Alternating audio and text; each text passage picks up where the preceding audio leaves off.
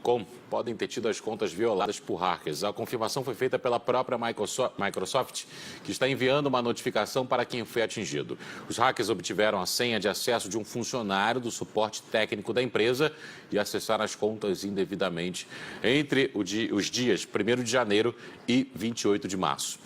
Não foi informado quantos usuários tiveram as contas acessadas, mas a Microsoft descreveu um número como limitado. É justamente sobre esse assunto que eu converso agora com Vitor Hakai. O Vitor é advogado e especialista em direito digital. Oi, Vitor, boa noite para você. Boa noite, Pablo. Boa noite aos espectadores que acompanham a Band News. Vitor, então a primeira pergunta que eu lhe faço é justamente sobre o incidente e coloca em dúvida sobre a segurança do serviço da Microsoft, sim ou não? Bom, evidente, aconteceu um incidente de segurança, é sempre preocupante. A empresa deve alertar as pessoas que acabaram sofrendo o acesso indevido na conta. Alguns usuários foram notificados pelo próprio sistema da Microsoft que houve uma entrada de determinada localidade na sua conta. Então, se você é usuário Microsoft dos serviços que foram afetados, já sabe.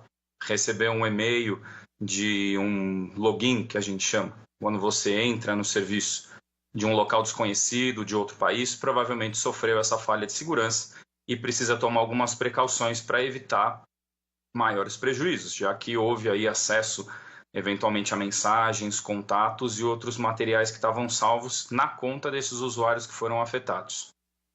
Vitor, uma fonte anônima que teria conhecimento do caso, que foi ouvida inclusive pelo site de tecnologia Motherboard, diz que a ação estava ligada a um roubo de iPhones. Há alguma diferença entre a segurança de um equipamento da Apple ou a segurança de um equipamento Samsung, por exemplo, nesses casos? Veja, tanto a Apple quanto a Samsung, elas possuem mecanismos para dificultar a ação de quem obtém um telefone celular aí por uma via criminosa. Então, quem sofreu de algum furto ou eventualmente houve a mercadoria desviada dos trâmites regulares da empresa, vai ser bloqueado. Então, esse telefone que sofreu o travamento, ele precisa de um procedimento para voltar a operar. E a ação dos criminosos se suspeita que seja justamente para enfraquecer esse bloqueio.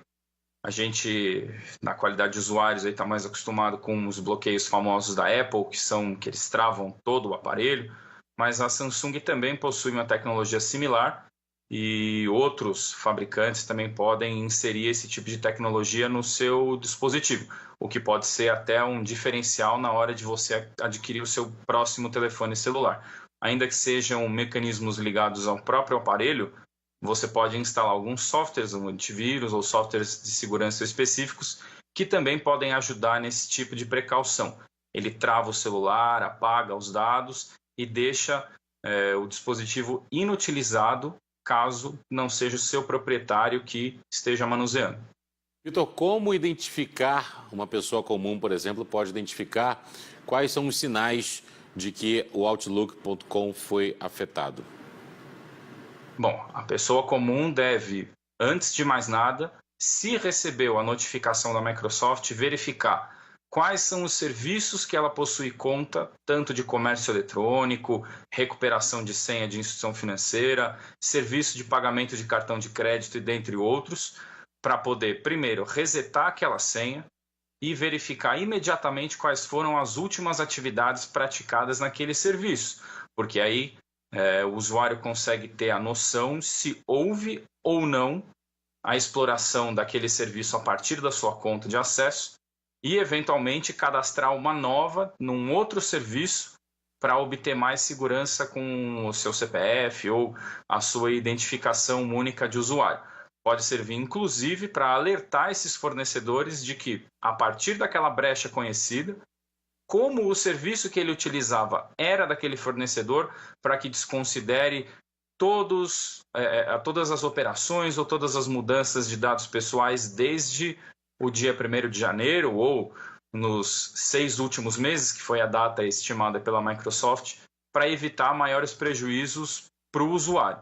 Então, a lição de casa fica verificar quais são os serviços na internet que a pessoa usa, que possui aquele e-mail que sofreu a exploração, para primeiro mudar o mais rápido possível e alertar o fornecedor que se todas as atividades suspeitas ou não reconhecidas já tiveram origem como aquela violação de segurança para o usuário ficar isento de qualquer tipo de prejuízo ou responsabilidade. Uma vez já lesado, o que essa pessoa pode fazer com relação à própria segurança ou com relação, por exemplo, aos cartões que foram utilizados ou a e-mails que foram invadidos? Uma vez já afetado.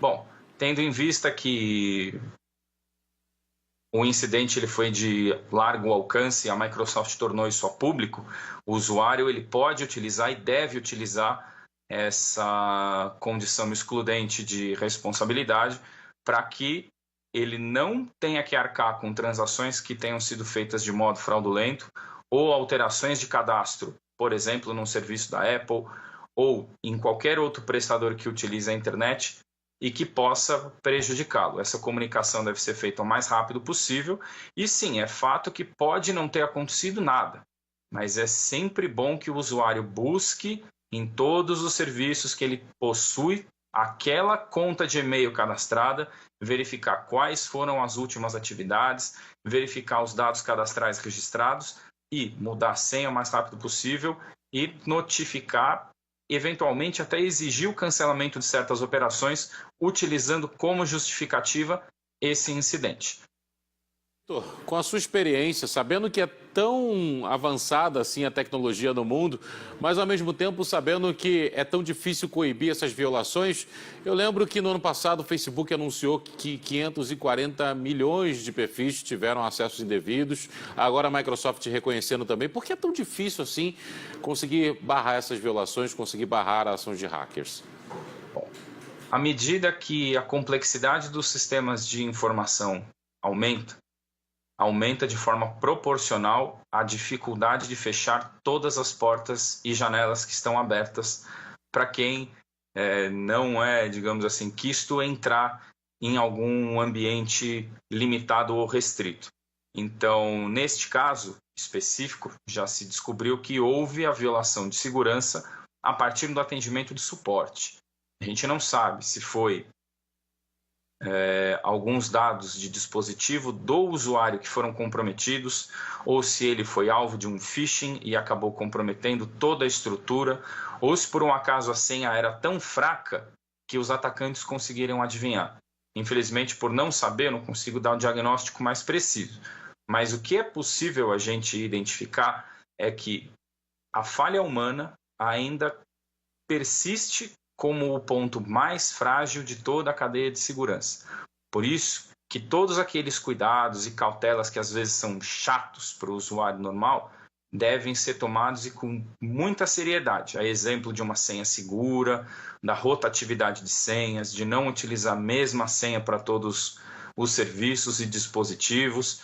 Inclusive, é muito importante que as pessoas tenham consciência do tipo de ataque que acontece e por que eles acontecem.